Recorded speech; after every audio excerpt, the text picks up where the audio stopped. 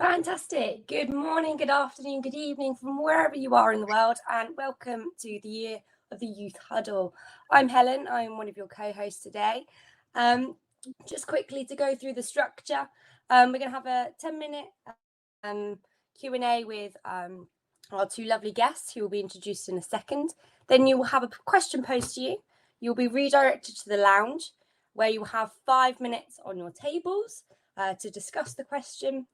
And then we'll bring you back in for another 10 minutes so we can sort of discuss your answers with our guests. And then we go on to a second topic of the same sort of structure, 10 minutes, 5 minutes, 10 minutes. So we hope you have a great time. Please use the chat function if you've got any questions as we go along. But I'm not going to stop talking and let Cedric introduce our wonderful guests. Perfect. Good morning, everybody. My name is Cedric. I'm also a member of the EHF Youth Panel and one of your co-hosts today.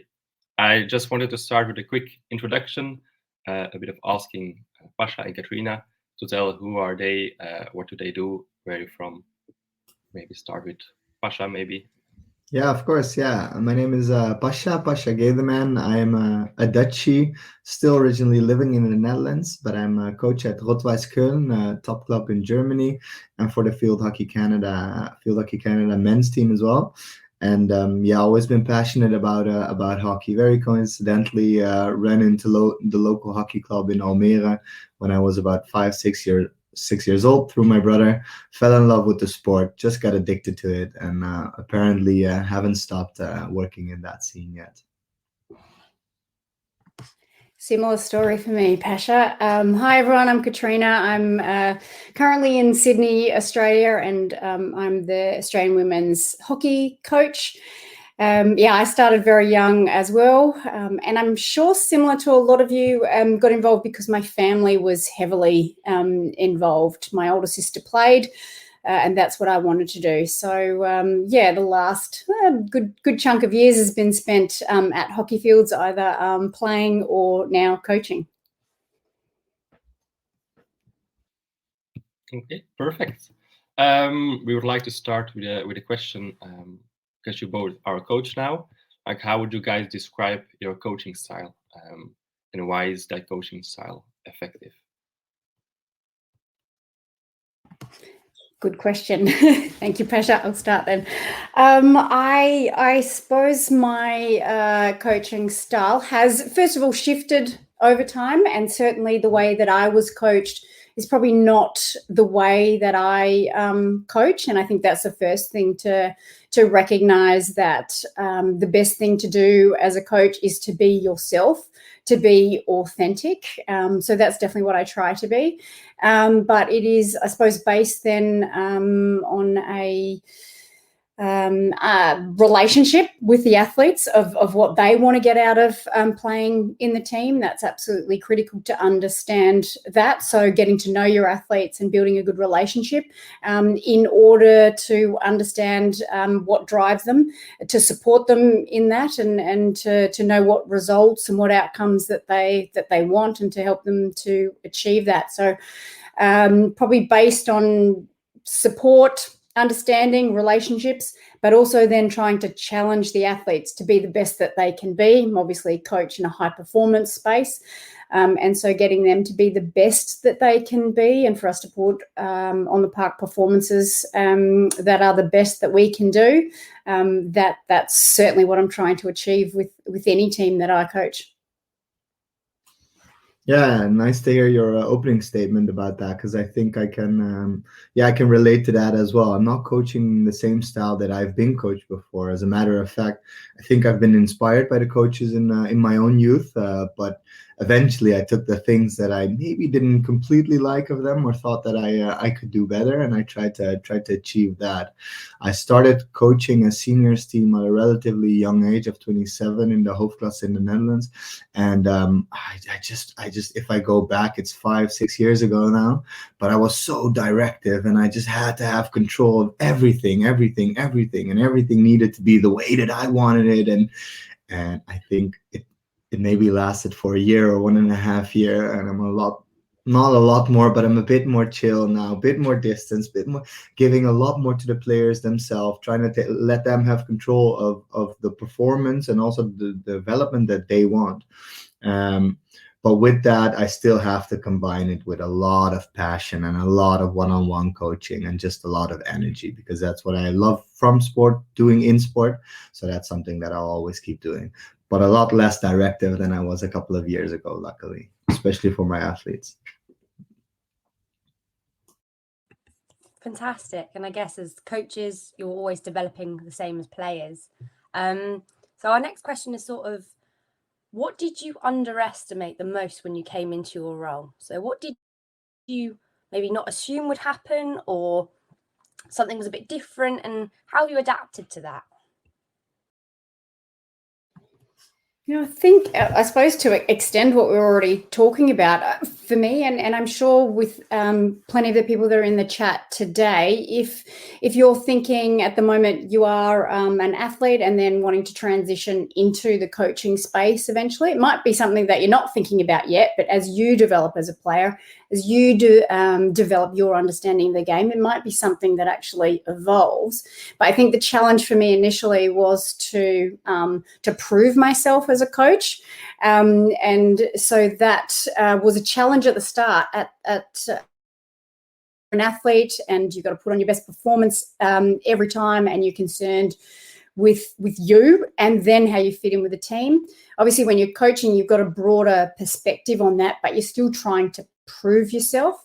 And it's not until then you realize that it isn't about you, that you can actually then make some real progress. So as an athlete, I can safely say now I was quite selfish, self-absorbed, and it was all about me. I was a striker. There's probably plenty of you out there saying, oh, well, all strikers are like that. You have to be like that in order to want to get your name on the scoreboard all the time. That was definitely me. And so I've changed a lot as a person and a lot as a coach.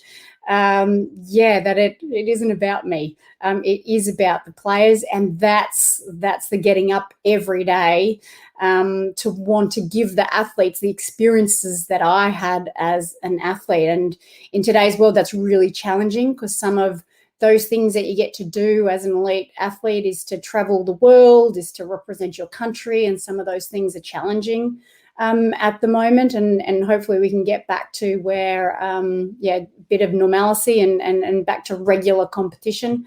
But it being about the athletes is the key to everything. Yeah, maybe I'll just want to add to that story is that when you're a player, you're already working on the whole package quite a lot. At least I was looking at all the dimensions of what was going on, but I could always step away quite easily. And when you become a coach, I think that's when you really realize how much work there is to lead a team and to lead an environment in that, because your brain is just nonstop functioning about that. So you're just trying to think about all the components and trying to make sure that your athletes have the best environment, after you realize that indeed it's not about you, because that's maybe the point that I made before, Katrina. So I like the way you put that. And then you're just trying to make sure that they have the best environment. Though the thing that I underestimated is how much activity that asks of me and my brain. I thought it would have been a little bit more as an athlete, but as an athlete, you're done with your game. And all you do is you actually look forward to the next training moment, or you reflect a little bit and have a short moment. As a coach, from that last game moment until the next training moment, that's when you're working, and that's when you're working super hard. But for me, that's also the nice part, because you can really set an environment where athletes can perform and can get better and develop. But I underestimated the part of the stepping away. That's something that I'm still needing to learn, to make sure that my brain switches off sometimes as well. That would do me and my relationship some good at times. Yeah. Okay, great. Now we'll move back to the table, to the lounge, with a question to the audience. What is your preferred coaching style and why? It could be from a player's point of view, could be coaching point of view, umpire point of view, manager point of view, could be any point of view. So have a bit of reflecting about that around your table, and then we'll come back and feedback back to our guests.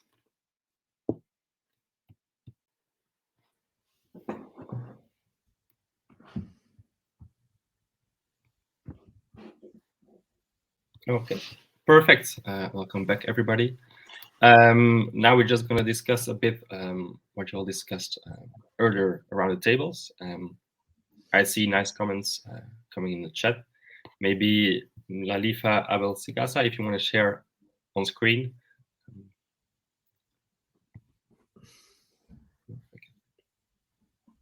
Maybe if I can invite you to the stage.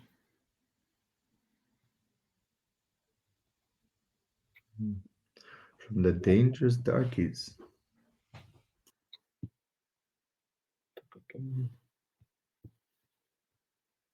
Just gonna show this one on stage.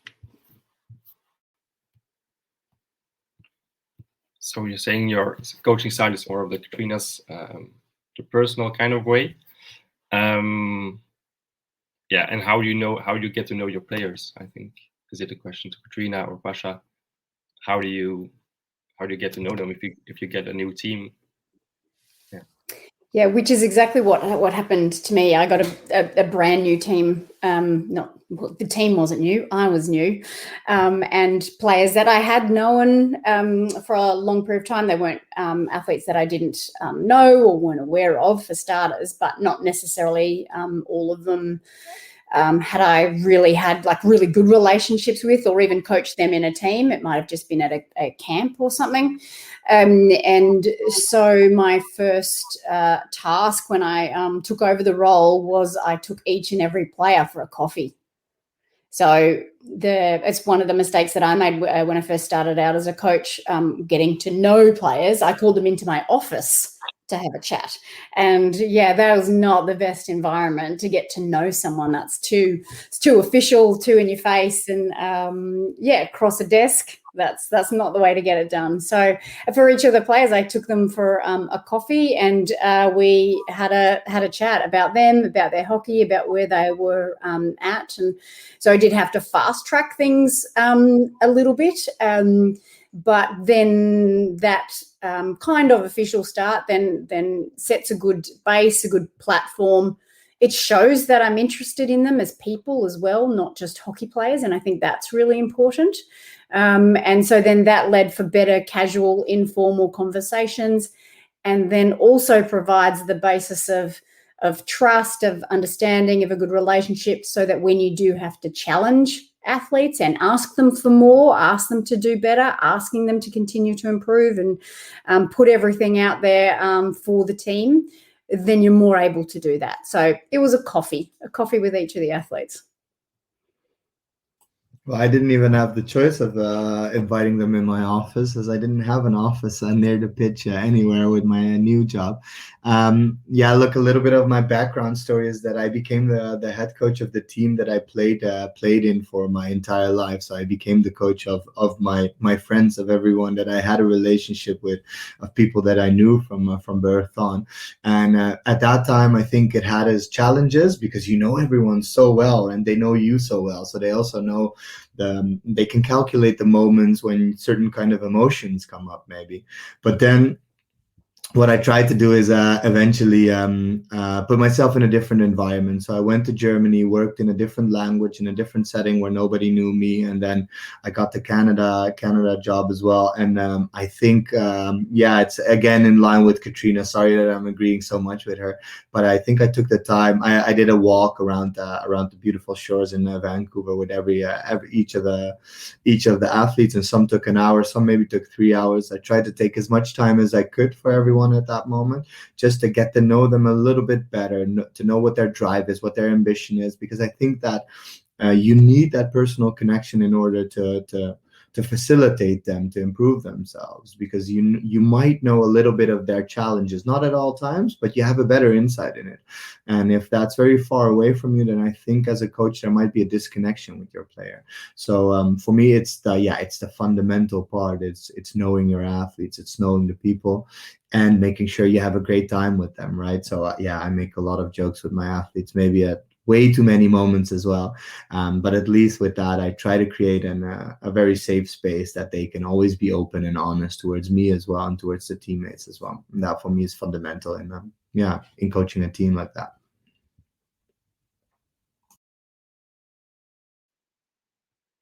Okay, great. I think Hugo at the Haag agrees. It's all about having fun and having games and engaging exercise. So, perfect. So, as a coach, there's sort of, obviously in an international setting, there's not just, you've got your head coach and then you've got your assistants. But thinking grassroots, and maybe when you first started coaching, did you ever feel like alone? So there's obviously a squad of players in front of you, there's loads of them, and then there's one of you. If you didn't feel alone, how did you feel? And how do you feel now? Have you changed, or is it still scary? Woo, that's I like this question because I think I'm going back to about 10 moments. I think I still have those moments where you feel alone, even though I have fantastic staff around me and people that are so good in their jobs and that help me out. I think as a coach, sometimes it's maybe good to even feel alone a little bit and to reflect a little bit on how you're. And I'm coming back to the word how you're facilitating things, because I think that nowadays we're shifting more towards facilitating an environment than really giving steering and direction and saying, hey, this is the path, just follow me. But going back and at those times, I think it was a bit more at the times that I was more obsessed with thinking that it was all about me indeed. Like, oh no, I lost this final, or I made the wrong decisions, and you feel very alone. You start to reflect on what you've done. But eventually, I think the power is, of course, that you're always with a team, right? And you're a part of that team as well. And if you can manage that in a right way, then you are never alone. And if you do that with your staff as well, well, then you're very well supported. But there are moments that you just walk away from it a little bit, and that you feel alone, and that being alone is maybe good to reflect on how you've done to see how you can do better. But yeah, I won't go too deep into moments where I felt alone, but I was probably sitting out there on a bench somewhere looking very sad after a lost important match or something. Yeah. I think it's a good question. And I'm similar to Pasha in that, especially once you've transitioned from being in a team and being a player to then being a coach, I definitely missed being in a team. I still do. It's a fantastic place to be. I love that hockey is a team sport. It's one of the things that I love most about it. So it's certainly one of the things that I missed is having actual teammates. But yeah, you do want to create that environment that is athletes and staff, that we're a whole of group trying to achieve whatever it is you're trying to achieve. So you're still part of a team, but I also agree in that coaches are people generally who, well, if you win, the team played really well, the players did really well. And if you lose, okay, what did I do wrong? That it's then all of your responsibility to take on board. So there is still that piece in terms of responsibility, and you are trying to lead the whole group. So sometimes that responsibility weighs a little bit heavily, but there are plenty of coaches and all of the head coaches that actually want to take on that responsibility, that's the new challenge. If the challenge as a player is for you to become the best player that you can be, then the challenge for the coach remains the same, which is I want to become the best coach that I can be for the athletes. So the taking of that responsibility and taking that on, that's what I choose to do as my next challenge. You have a great purpose as an athlete, and so that's the beauty of becoming a coach, when you can no longer run around and do all those things that you wanted to do, that the purpose gets to remain. And so taking on that responsibility is actually fun as well. Okay, great. You both just see a comment coming up.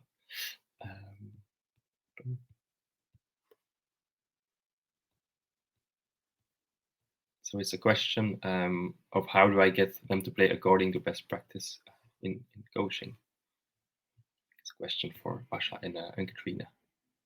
Yeah, just let them. You're already answering it. Let them play, right? I mean, they're kids of 10 years old. What they need to do is they'll have their own mechanisms in order to learn stuff and to make it very individually as well. So I think all you need to do is let them play as much as you can. So find a lot of, if somebody's 10 years old, we're not talking about a high performance environment yet. We're talking about all the things that adds up for maybe 20-year-old international athlete. So just let them play as much as you can and facilitate them with a lot of fun, a lot of competitiveness, but in a very, very nice way. And what I sometimes miss a little bit in Europe or in the Netherlands is that we try to look at how a kid is doing things with a hockey stick and a ball and try to improve what they're doing instead of saying, hey, this is the way you should hold a hockey stick, this is the way you should dribble with a ball, and you must do it like this and you must lift like that. Be a bit more creative with it, right? It's a stick, it's a ball. They are the future eventually. The sport isn't going to be the same in 10 years when they are adults playing. It's going to change. It's going to constantly be something that changes. So make sure you facilitate, And beside that, like you guys discussed, at least like Hugo said as well, a lot of games and engaging exercises. That's the way it works for every age. If it's an international level or if it's a youth child, some things don't change at all. So I think you have to keep doing that. Yeah, I agree. Fun has to be at the core of everything, even when we're talking high performance. I mean, Pasha already mentioned how much humor, how much a role that can play. Having fun and enjoying what you're doing has to be the number one thing. So yeah, 10, let's just play and enjoy, and they will learn as they go. They will get the messages eventually of a way of play if that's what you want to bring in. But a reminder maybe that when you're taking over a team, that it's helpful to determine what the strengths of that group is. I just saw that in the messages in the chat box on the side. Understanding the strengths of the group of players that you have and playing that to your advantage. That's one way to ensure enjoyment, because you're using the good things and rewarding the good things that your team already does, and you're more likely to be successful. It's way more authentic, more fun, and playing to a group's strengths, no matter what a book says about hockey. As Pasha says, like, what's going to happen in the future? Who knows? Our game has come so far in such a short period of time, especially when you, I always like to compare it a little bit to football, that, the amount of rule changes, the amount of innovation that we've seen in our sport will only continue. So letting our youth determine what that future looks like, what our game looks like, and the skills within it looks like. Hockey's really grey, and I love that it's grey. There's no black and white about it, and you guys all have the power and the potential to shape what our sport looks like in the future. That's pretty exciting. That is fun. Just to clarify, Katrina, when you're talking about football, you have to be more specific, because I think that we're talking about a different football in Europe than you are, aren't we?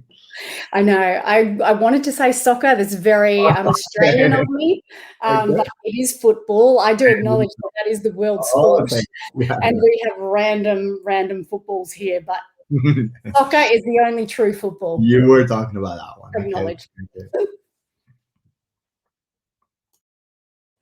Fantastic. So we're going to ask you as the audience another question. So you're going to go back into the lounge, maybe pick a different table, pick someone new.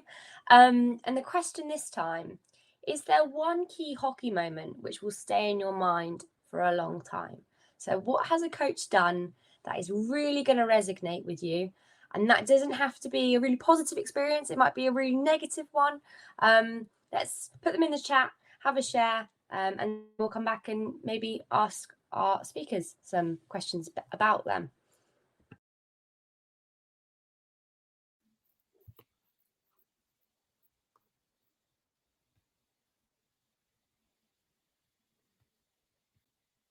Okay, perfect. Welcome back. I hope you all have discussed your hockey moments with everyone around your table. We just saw some questions popping up in the chat we'd like to ask to our guests. There's a question from Mohammed. I think we need to teach players how to enjoy hockey. how do you teach them, or Pasha and Katrina, how do you think you can teach people or players to enjoy hockey? Because it's about having fun, but how do you motivate them to have fun? Well, yeah, I think that's something that should be happening in the environment that you create. So it's not necessarily about telling them to have fun or teaching them to have fun. It's the way you go about things. It's the way the group interacts with each other. It's I think it's about the environment that you create. And as a coach, it is on you to make sure that the environment is, well, safe for starters. That all the athletes feel safe in the environment that they're in and supported, and that nothing bad is happening in your environment as well. That's number one. You've got to be across everything, but you can create a fun enjoyment in the way you approach things, the energy that you bring, and the way that you make it okay to have fun, it's okay to make mistakes, for example, as well, that you only learn and get better at things through making mistakes. And that's a good thing to have happen. And so, I think it's on you to create an environment that makes it fun, not necessarily teach people how to have fun.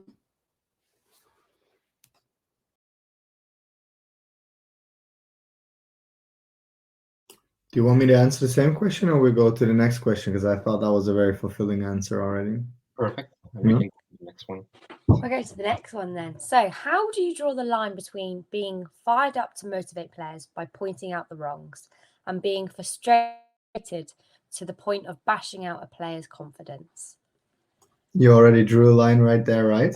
I think being aware of that is so important, and I think it's just not about you showing your frustrations. I don't think any athlete in any sports has ever said, I got so well because the coach just got frustrated with me for 10 years long and just kept shouting at me, and therefore I did start enjoying the sport, and now I'm having a very happy life, and I'm enjoying every second of playing my sport. So it is, of course, something challenging, because we all deal with it sometimes. We're like, hey, we discussed this, or we trained this, why aren't we doing it the way that we agreed we were doing it? But showing your frustration, I think has very little use. Just make sure that there are other ways to achieve what you want to achieve. So showing your frustration is probably something that eventually what you want to achieve is see a change, right? And see a different pattern, or see a different reaction to the situation as you had. And I think it would be really good for yourself as a coach to reflect on, okay, what are other ways to get that same thing out of the group? And if you look at situations that you've maybe experienced in the past, I think a lot of the situations are not by showing your frustration. Take a couple of seconds extra to see, okay, is this my frustration, or is this something that the group would actually need? Because eventually, Paul, I'm searching for the word in English now, but eventually it's not about you. It's about creating an environment that it's about them, right? So if it's just your frustration that you're expressing towards others, then you're on the wrong path. Look at the things that they're doing good. Be critical at moments where you want it, but try to find a different angle towards it. I think that'll be my my main points.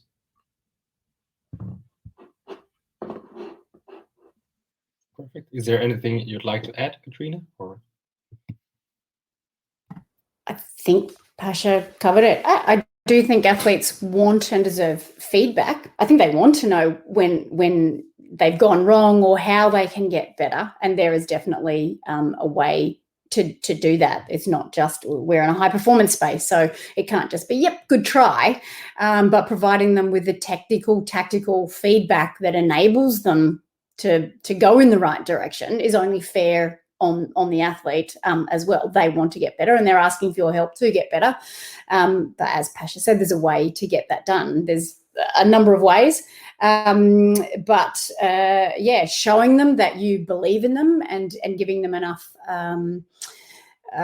attention, I suppose, to want to spend the time to help them to get better, then that you're on a better path, rather than getting frustrated and yelling. You're much better off in explaining and having them understand, so that you can get them to where you want them to be and where they probably want to be themselves.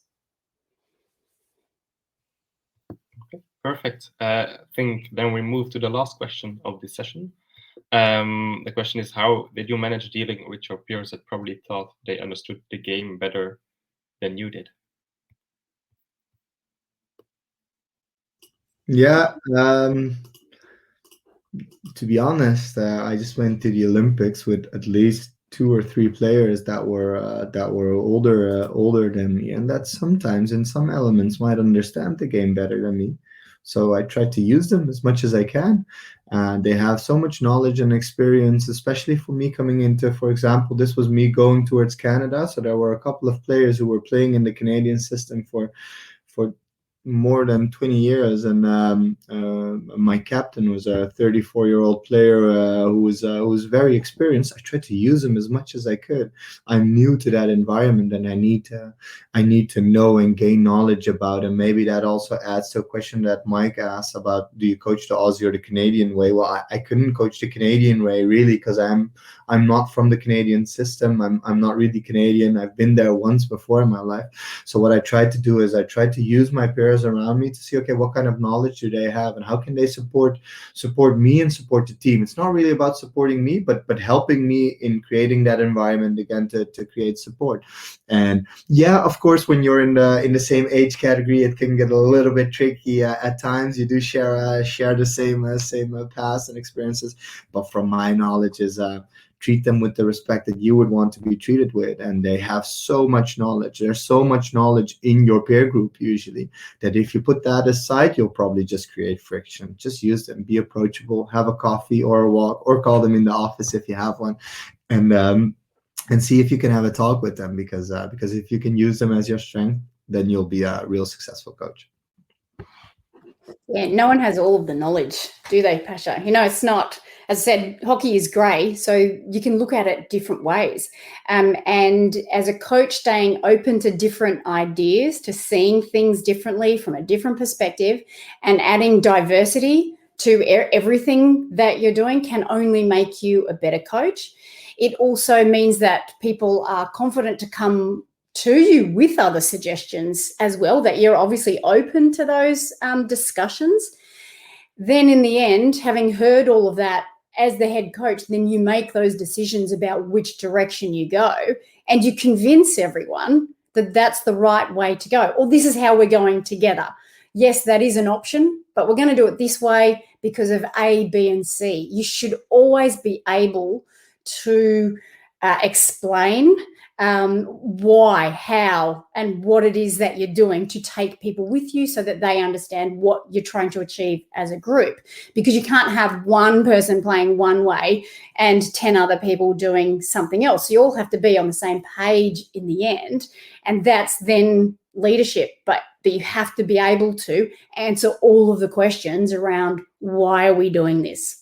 And if you, as an athlete, you get told by a coach to do something a particular way, you should always ask, well, why am I doing this? You have to understand the context and the content of what you're being asked to do so that you can deliver in different situations. And whatever situation comes up, what the person, your teammate next to you, how they're going to respond as well, because you're all on the same page about what you want to do. So it is important to have those discussions in team, in coaching staff, to get to where you want to go and to play the way that you want to play, and to also bring everyone on board with you.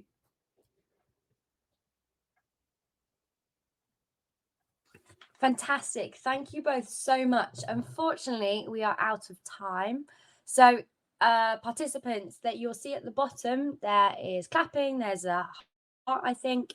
So if we could give our lovely speakers and guests lots of love and thanks for their time this morning, this evening, this afternoon, depending where they are in the world.